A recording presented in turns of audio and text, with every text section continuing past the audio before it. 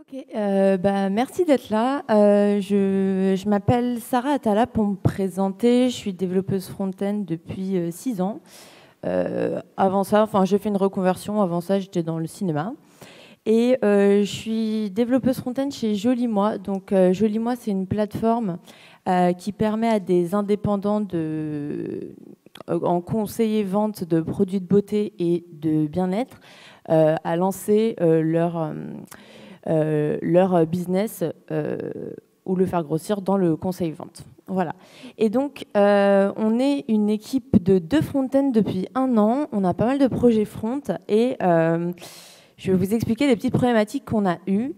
Et pour les résoudre, on a testé l'outil front-end de Storybook et je vous dirai si du coup c'était une vraie bonne idée. Donc déjà, pour revenir sur la problématique. Alors, pour l'histoire juste de Joli-moi, ça a démarré en 2017. Au début, c'est une développeuse. Les 18 premiers mois, c'était une développeuse seule qui vient du background Java, Mathilde Lemay, qui est notre CTO maintenant, qui a vraiment mis en place tout le socle de notre stack tech. Et elle a été rejointe ensuite par un deuxième développeur. Et ensemble, ils ont créé l'application front-end la plus importante sur laquelle on travaille toujours actuellement, qui est l'application business. Ça sert aux indépendants à piloter toute leur activité. Et du coup, voilà, il y a vraiment eu une phase startup où il fallait délivrer un maximum de features sans forcément regarder la qualité du code pour voir si ça pouvait plaire, etc. Et puis en 2019, il y a eu une levée de fonds et à partir de là, il y a eu une restructuration de l'équipe. Ils sont passés de 2 développeurs à 12. Il y a eu des designers, une équipe produit, etc. Du coup, ce qui se passe, c'est qu'en fait, sur notre application, il y a vraiment une cohabitation entre le code qui a été fait en 2017, celui qui a été fait en 2023, par exemple, avec l'arrivée de nous, les front-end. Pareil pour le design, vu que l'équipe design est arrivée à mi-chemin dans ce projet, il y a quand même toute une base de pages, etc., qui n'ont pas été documentées en wireframe. Voilà. Et ça donne un projet assez complexe, notamment au niveau de tous les onboarding qu'on est en train de faire pour agrandir l'équipe. On a trouvé que cette application en particulier était assez difficile à prendre en main. Par exemple, oui, donc un exemple avec des boutons. Alors là, c'est vraiment un gros exemple, mais dans notre interface, on pouvait se retrouver avec beaucoup de choses qui font la même chose, mais qui n'ont pas le même visuel. Alors ça, c'est problématique déjà pour des raisons de cohérence visuelle et d'accessibilité. Un bouton OK, il devrait être toujours pareil en fait, c'est vraiment de la consistance. Et ensuite, au niveau du code, on se retrouvait avec beaucoup d'éléments inline qui étaient répétés. Donc on avait, je ne sais pas, s'il y a 40 boutons, on a 40 fichiers avec des boutons. Donc ça augmente vraiment la code base pour rien et ça crée beaucoup d'incohérences. Du coup, notre objectif, c'était vraiment de maintenir un front de qualité. Alors, bon, ça c'est évident, mais c'est vraiment avoir une base solide de code, avec notamment tout ce code legacy, etc., qui est un peu compliqué à gérer pour les nouveaux développeurs et développeuses qui vont arriver. Avoir un code réutilisable pour éviter l'exemple précédent.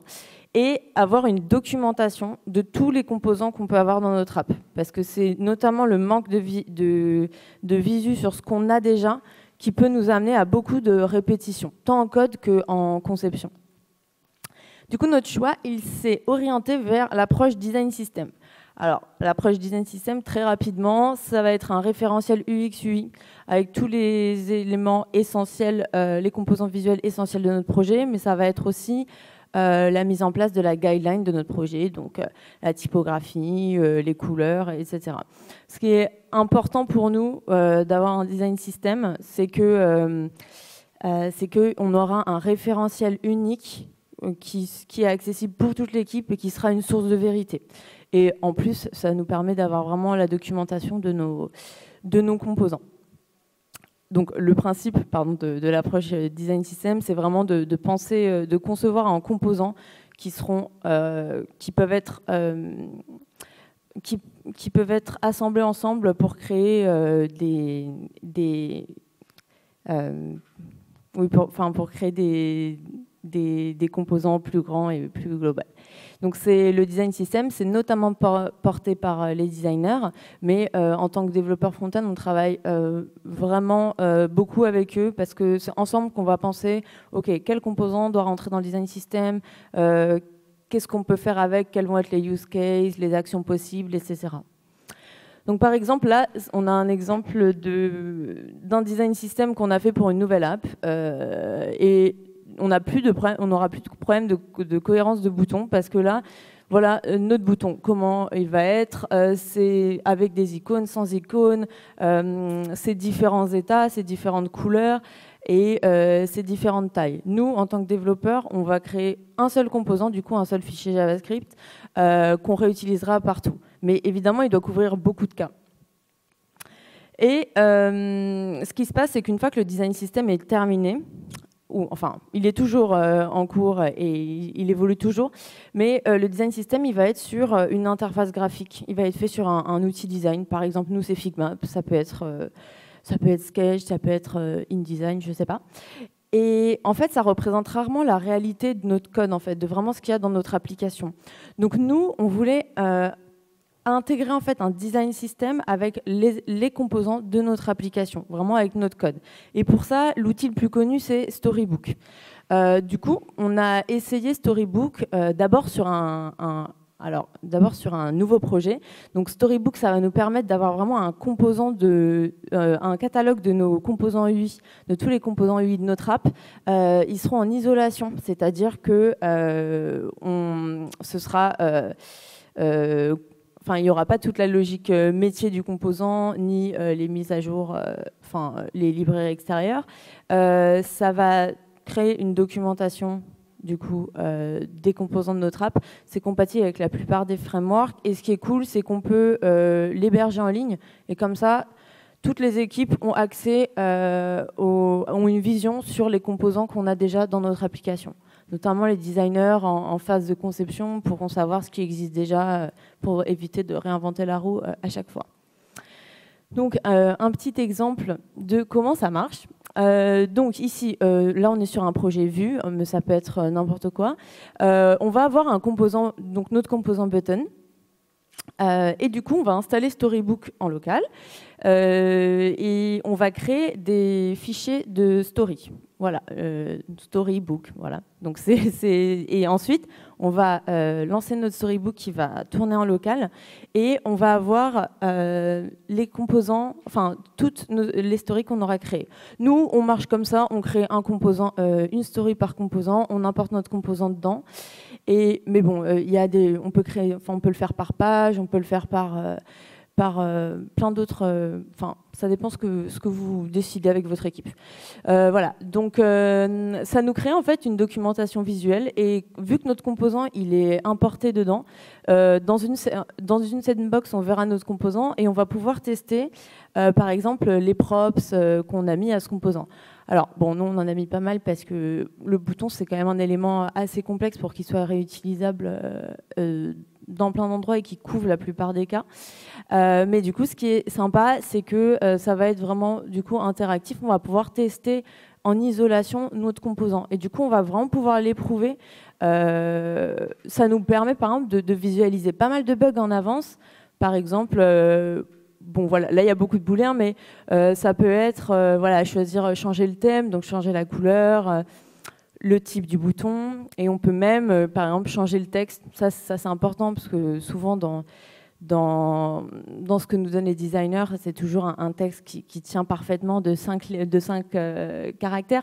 Mais voilà, donc c'est très intéressant pour ça. Et en plus, ce qu'on a beaucoup aimé, c'est que il y a une bonne communauté, donc il y a pas mal de add-ons qui peuvent être faits par la communauté. Là, par exemple, c'est l'add-on Docs. Alors, pour le coup, il a été fait par l'équipe de Storybook. Mais nous, c'est vraiment ce qu'on cherchait, pouvoir vraiment documenter nos composants. Comme ça, tous les nouveaux développeurs et développeuses qui arrivent sur l'application peuvent vraiment rapidement être autonome sur nos applications, tout simplement en consultant notre storybook. Donc voilà, en gros, à quoi ça ressemble. Nous, on a trouvé beaucoup d'avantages, notamment en tant que développeuse. Quand je développe un composant, actuellement, c'est dans le cadre d'une feature et je vais passer par mon application que je vais lancer en local pour tester mon composant. Maintenant, je me sers de Storybook en fait. Je lance plus mon application, je développe mon composant tranquillement, je l'éprouve un peu dans Storybook, je le fais valider par les designers sans qu'on ait besoin que la feature soit finie, parce que du coup, avant, vu que le composant est lié à la feature, on devait attendre que la feature soit finie. À la fin de la feature, les designers doivent valider. Et s'il y a des retours, ça retarde la release de la feature. Donc là, vraiment, je suis tranquille. Je développe dans mon Storybook maintenant. Donc, pour nos projets, alors, bon, nous, on est super contents, c'est vraiment quelque chose qu'on va continuer à faire. Au début, on avait peur que ça nous prenne beaucoup de temps, que ce soit dur à prendre en main. C'est faux, la documentation est vraiment facile au final. Et une fois que la base est mise en place, la base peut prendre un certain temps. Une fois que la base de nos composants est mise en place, vraiment ça roule. Il y a beaucoup de développeurs qui peuvent arriver sur le projet, ils n'ont pas besoin d'être front-end.